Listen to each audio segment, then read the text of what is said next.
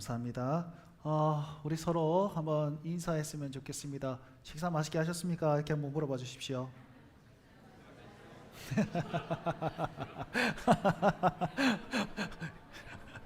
예, 이런 반응을 원했습니다. 뭐 이런 인사를 하냐, 이런 반응을 원했습니다. 감사합니다. 여러분, 옛날에 우리가 못 먹고 못 살 때는 식사하셨습니까? 이게 인사였어요. 그 말 무슨 말이냐면, 여러분 지금의 시대에 식사하셨습니까? 하면 별거 없으십니까? 평안하십니까? 샬롬, 이런 뜻과 똑같은 거죠. 여러분, 유대인들이 계속 물어보면 샬롬 이렇게 했지 않습니까? 왜냐하면 1세기 당시에 정말 핍박이 많았거든요. 그러니까 샬롬, 평안합니까? 하나님 은혜 안에 잘 있습니까? 이런 뜻입니다. 우리식으로 표현하면 뭐라고요? 밥 먹습니까? 그런 거죠.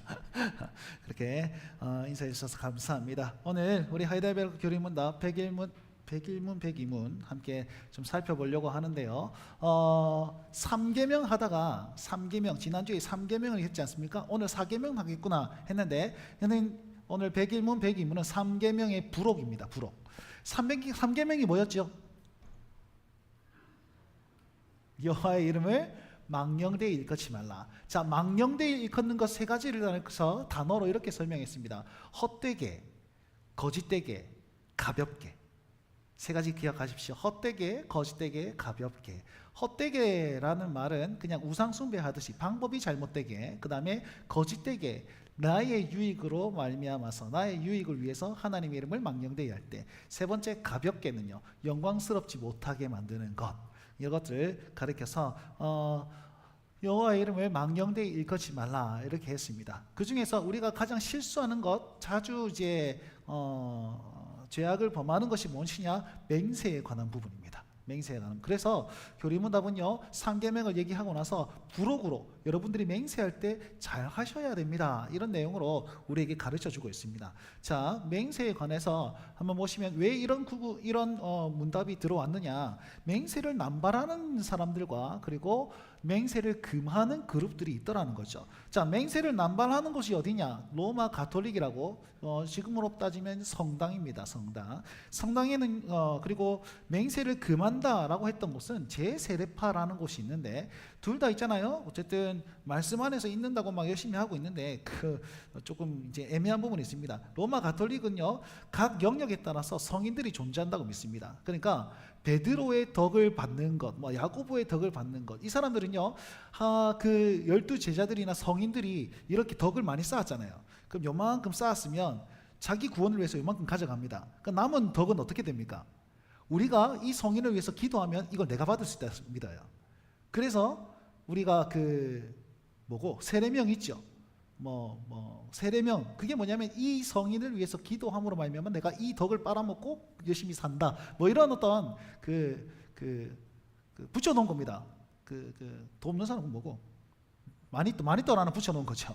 마니또 하나 붙여놔가지고 너는 이 성인들을 위해서 기도하면서 이렇게 살아라, 이런 느낌입니다. 그런데 맹세할 때도 마찬가지입니다. 맹세할 때도 뭔가 다들 이 구역마다 이름이 다 있어요. 예를 들면 병이 들었을 때는 베드로의 이름으로 맹세하면 낫는다. 결혼은 야고보의 이름으로 맹세하면 낫는다. 그 다음에 무슨 천사의 이름으로 하면 낫는다. 하여튼 여러 가지 그런 어떤 부분들이 있습니다. 그러면서 뭐라 그러냐면 잘못 부르면 이건 효과가 없다, 이렇게 얘기를 하거든요. 잘못 부른다는 것은, 그래서 이걸 이름을 어렵게 만듭니다. 굉장히 어렵게 만들어 가지고, 야, 너 이름 틀렸어, 이 계약은 무효야, 너의 맹세는 이렇게 거짓이야, 이렇게 하면서 이렇게 파기시키도 하는 악행을 저질렀다라고 할 수 있습니다. 그리고 예수님 시대에는요, 바리새인들 이와 비슷한 얘기를 많이 했는데, 제단으로 맹세는 소용이 없고 성전의 금으로 맹세하면 효력이 있다라고 말하는 너희 정신 똑바로 차려라 라고 하면서 예수님께서 말씀하셨습니다. 경건함이 없이 의식만 존재했던 사람들이 바로 바리새인들의 주장이었습니다. 결국 하나님의 이름으로 내 마음대로 사용하였어요. 뭡니까? 아까 전에 헛되게, 거짓되게, 그 다음에 가볍게, 여기에 해당하는 어떤 일들을 이렇게 표현했다라고 얘기할 수 있는 겁니다. 제세례파 사람들은요, 도무지 맹세하지 말라라는 마태복음 5장 34절 말씀을 가지고 절대 맹세하면 안 된다, 절대로 맹세하면 큰일 난다, 이렇게 얘기했거든요. 그러면서 이것도 잘못된 어떤 가르침입니다. 이 당시에는요, 왕에 대한 맹세를 거부하면 반역으로 이제 간주했거든요. 그래서 잘못된 가르침으로 말미암아서 제세례파 사람들이 엄청나게 고난을 많이 받았습니다. 여러분, 둘 다 잘못됐습니다. 둘 다. 그러면 맹세할 수 있습니까? 하지 말아야 됩니까? 교리문답은 뭐라고 말하고 성경은 뭐라고 말할까요? 101문에서는 맹세할 수 있습니다. 어떻게 해요? 말씀에 근거해서 그것이 가능합니다. 102문에서는 맹세할 수 없습니다. 어떻게 하면요, 피조물에게 하는 맹세는 불가능합니다. 그러니까 이런 거죠. 피조물에 이렇게 맹세하고 뭐 이렇게 하면서 내 마음은 그렇지 않아, 그러면서 행동은 이렇게 하는 것, 이거 거짓되고 헛되다, 이렇게 얘기하고 있는 거죠. 가볍게 여기고 있다, 이렇게 얘기하고 있는 겁니다. 그래서 어떤 피조물에게 하는 모든 맹세들은 다 불가능합니다, 이렇게 가르치고 있어요.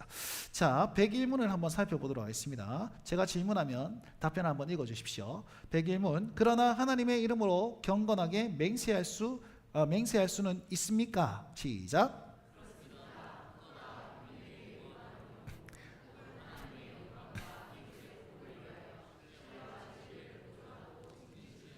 꼭 필요한 경우는 맹세할 수 있습니다. 그러한 맹세는 하나님의 말씀에 근거한 것이며, 그렇기에 구약과 신약의 성도들도 이렇게 옳게 사용하였습니다. 아멘. 자, 언제 맹세할 수 있다고 그럽니까? 국가가 국민에게 요구하는 경우, 그 다음에 하나님의 영광과 이웃의 복을 위하여 신뢰와 진리를 보존하고 증진시키는 경우, 꼭 필요한 경우에는 맹세할 수 있습니다. 누구의 이름으로요? 하나님의 이름으로 그렇게 할 수 있다라고 합니다. 그렇다면 우리가 맹세를 먼저 알아야 될 건 아닙니까? 맹세가 뭡니까? 약속과 맹세의 차이가 뭘까요? 약속은 꼭꼭 약속해, 맹세는 충성을 다합니다, 이런 뜻입니까? 뭐 비슷합니다만, 맹세는요, 하나님의 이름으로 사람들 사이에 이루어지는 약속이나 서약을 의미합니다. 약속은 사람과 사람과의 관계죠. 그런데 이것은 하나님과 사람과의 이루어지는 약속, 그리고 목숨을 건 어떤 행위. 그래서 약속보다는 더 중하고 강한 그런 어떤 것을 맹세라고 합니다. 하나님께서 맹세하셨습니다. 아브라함과 맹세하셨죠. 언약을 맺으셨습니다. 그러면서 쪼갠 고기 사이로 하나님의 불이 쓱 지나가는 거죠. 이게 무슨 말입니까? 내가 이 맹세를 지키지 않으면 저 고기처럼 반으로 갈라지겠다. 생명을 건 약속, 이것을 가리켜서 맹세라고 할 수가 있겠습니다. 여러분, 하나님의 이름으로 맹세한다라는 말은 하나님을 증인으로 초대한다라는 말과 함께 하나님을 심판자로 인정한다는 것이 포함되어 있습니다. 자, 꼭 기억하십시오. 하나님의 이름을 맹세한다는 것은 하나님을 증인으로 초대합니다. 하나님, 내가 이것을 맹세합니다. 당신이 증인이 되어 주십시오. 만약에 내가 이 맹세를 지키지 못할 경우 하나님 심판자가 되어서 나를 심판하십시오, 이런 뜻이죠. 이해되십니까? 하나님의 맹세를 딱 할 때는 하나님께서 증인 되시고, 어겼을 시에는 내 생명을 앗아가셔도 좋습니다 라는 고백, 진짜 중요하고 무거운 고백이죠, 그죠? 그런 고백이 바로 맹세다라고 얘기하고 있습니다. 그럼 언제 이 맹세를 할 수 있습니까? 성경에서는 뭐라 그럽니까? 물론 성경에서는 이렇게 정확하게 표현하지 않습니다. 근데 성경의 내용을 요약해 보니까 국민으로서의 의무를 다 지킬 때, 여러분 법 앞에서 맹세하지 않겠습니까? 그죠? 법 앞에서 맹세하는 거예요. 그것이 법 앞에서 맹세하는 것과 함께 하나님 앞에서 내가 맹세하는 겁니다 라는 것과 똑같습니다. 왜요? 하나님께서는 우리 대한민국의 헌법을 제정하게 하심으로 자기의 뜻을 이루시기 때문에 꼭 기억하십시오. 그냥 이 법이라는 것이 그냥 잘 지키면 좋고 안 지키면 깜빵 가니까 지키는 게 아니라 하나님께서 이 대한민국이라는 이 사회를 인도하시기 위한 도구로 법을 사용하였다, 이렇게 믿으셔야 돼요. 이게 로마서 13장의 권위에 대한 어떤 메시지이기도 합니다. 그러니 그렇기 때문에 하나님께서 제정하신 법이기 때문에 우리가 잘 지키는 것에 대해서 이렇게 해야 됩니다. 근데 만약에 하나님 영광에 가리고 오히려 법이 하나님의 영광을 가리거나 법이 이 이름을 망령되이 일컫는다면 어떻게 해야 됩니까? 반대해야죠. 반대해야죠. 그것이 우리가 악법이지 않습니까? 우리 통용된 악법 반대해야 됩니다. 법이라고 무조건 다 지키는 건 아닙니다. 근데 국민의 의무나 또 이 나라에, 그러니까 잘 보존하기 위해서 잘 지키, 이웃의 복을 위하여 신뢰와 진리를 보존하고 증진시키는데 이 법이 유용하다라고 하는 경우에서는 우리는 선서하고 지킬 수가 있습니다. 아시겠죠? 또 그리고 이것이 어디에 잘 드러나느냐? 우리가 신앙 고백을 통해서 잘 드러나고 세례문답에도 얘기합니다. 이거 하지 않습니까? 세례문답 할 때 첫 번째, 두 번째, 세 번째, 그리고 혼인서약할 때, 여러분 혼인서약할 때 하나님 앞에서 서약하는 겁니다. 우리 청년들은 오늘 나중에 이거 또 할 건데, 혼인서약이라는 것은 삼위 하나님의 이름으로 한 몸 되는 있지 않습니까? 그러니까 하나님 앞에서 하는 것이고, 혹은 임직이나 청빙, 제가 하나님 앞에 목사로서 이제 서약한 것들, 그 다음에 여러분 장로님, 우리 권사님, 집사님들 다 임직하실 때 하나님 앞에 서약한 그 내용들은 내가 잘 지키겠습니다라는 다짐을 넘어서 내 생명을 건 하나님 앞에 맹세입니다.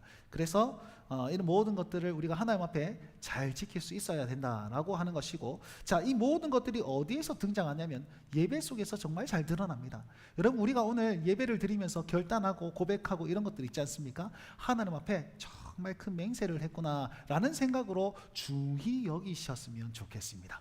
그래서 우리의 신앙 고백도 무게가 있는 신앙 고백이 되어야 된다라는 것으로 결론을 좀 지을 수 있습니다. 자, 저 주황색으로 쓰여진 글씨를 여러분 주목하십시오. 하나님을 우리가 맹세할 때 증인으로 초대하고 심판자로 인정하는 것이 하나님 앞에서의 맹세입니다.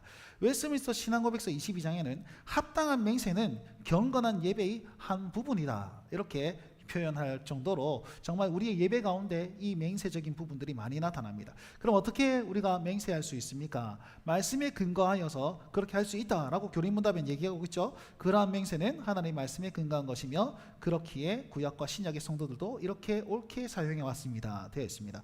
하나님 말씀에 그런 말씀 어디 있습니까? 신명기 6장 13절 10장 20절 말씀에 여호와하며 경외하며 섬기며 그 이름으로 맹세하라, 이렇게 되어 있습니다.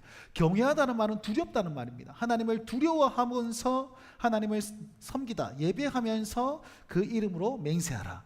하나님 앞에 있으면, 우리 예배 가운데 하나님 임재하시지 않습니까? 그러니까 하나님 앞에 있는 것처럼 예배함으로 우리가 맹세하라, 이렇게 권면하고 있고요.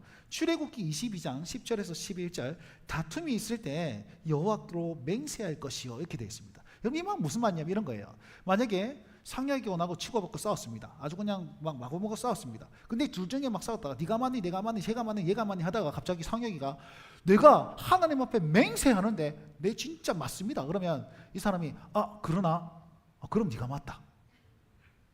무슨 말인지 이해가 되세요? 그러니까 하나님 이름으로 한다는 사실은 내 목숨을 건 맹세 아닙니까?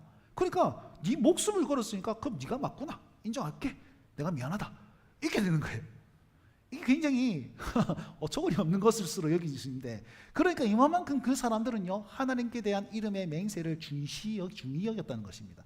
그러니까 출애굽기에서 다툼이 있을 때에 여호와로 맹세할 것이요, 그 맹세하면은 자기의 생명을 담보로 내 말에 신뢰를 좀 해주십시오 라고 얘기하는 것과 똑같다는 겁니다.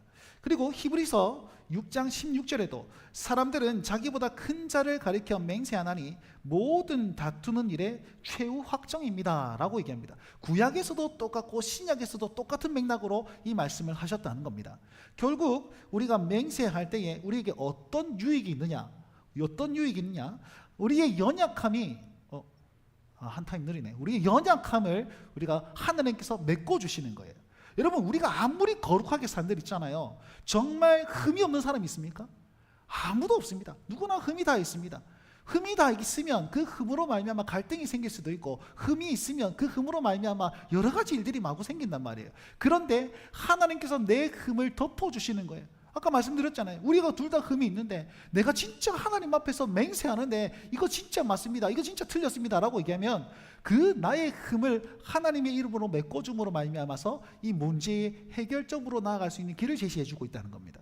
그러니까 나의 연약함을 그 주님의 이름으로 채워준다라는 의미가 여기 있는 것이고, 채워줌으로 말미암아 모든 다툼의 해결자가 하나님이 되어주십니다 라는 신앙 고백이 여기에 담겨 있습니다.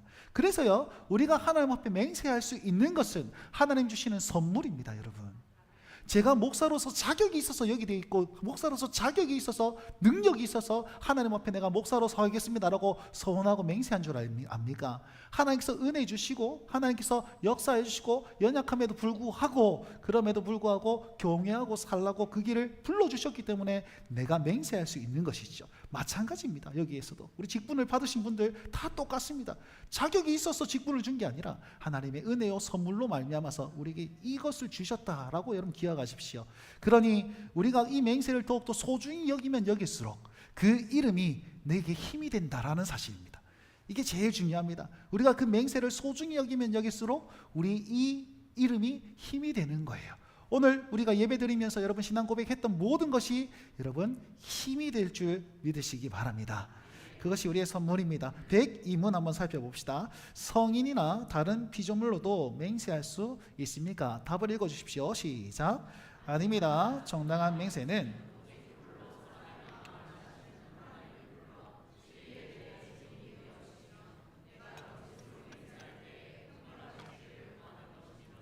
이러한 영예는 어떤 피조물에게도 돌아갈 수 없습니다. 아멘.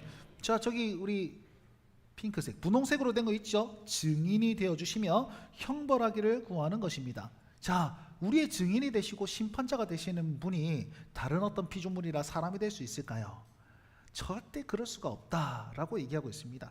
맹세는 자신의 고백이 진심에서 우러나온 것이고 그것이 아닐 경우 벌 받겠다는 그런 것을 내포하고 있습니다. 그래서 증인이요 심판자 되신 분, 그리고 이 증인은 어떤 분입니까? 마음을 아시는 분이시고 그리고 벌을 주시는 분, 심판자가 되는 것입니다. 자, 답변해 보십시오. 오직 홀로 사람의 마음을 아시는 하나님을 불러서 이렇게 되어 있죠. 내 중심을 아시는 하나님을 이곳에 초청하여서 증인으로 여긴다. 얼마나 좋습니까? 내 중심을 아시는 그분이 나를 대변해 주신다니요. 그런데 내가 그것을 이행하지 못했을 때는 돌변하여서 나를 치시겠죠. 그 하나님을 이곳 가운데 초청하는 것이 맹세라고 했습니다. 근데 있잖아요, 정말 저 답변 가운데 정말 은혜되는 한 구절이 있는데 그것이 뭐냐면 오직 홀로라는 겁니다. 오직 홀로. 여러분, 내 마음을 진짜 잘 이해해 주신 분이 누가 있습니까? 같이 수십 년을 살아도 아내랑 남편이 내 마음을 몰라주는 것이, 그렇게 사랑을 부어서 잘 키워놔도 자식들이 내 마음을 몰라주는 것이 우리의 인생일진데, 여러분, 그 모든 사람들 배제해놓고 모든 피조물 다 배제해놓고 나를 홀로, 오직 홀로 내 마음을 아시는 분이 바로 하나님이 계신다. 이게 얼마나 좋습니까? 위로가 되는 거죠. 그리고 그분이 내 편 되어주신답니다. 근데 더 중요한 거 있습니다. 내 마음을 아시는 분이 나도 아는 것을 하나님도 아시다. 아니, 나도 모르는 걸 하나님이 아시는 거예요. 나조차도 모르는 내 마음을 하나님께서 아시는 거죠. 그러니까 전적 타락하여서 보잘것없는 우리에게 하나님께서 주인 되시고 역사하시고 내 마음을 알아주시고 함께 하시는 그 예배의 현장 가운데 우리가 이것을 고백하며 나아가는 것이죠. 얼마나 좋습니까? 예배는요, 삼위 하나님의 임재가 임하시는 곳입니다. 역사하시는, 함께 해주시는 곳입니다.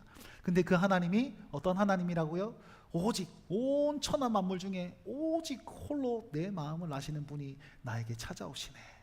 그 주님을 만나야지 여러분, 우리가 위로받으며 살 수 있습니다.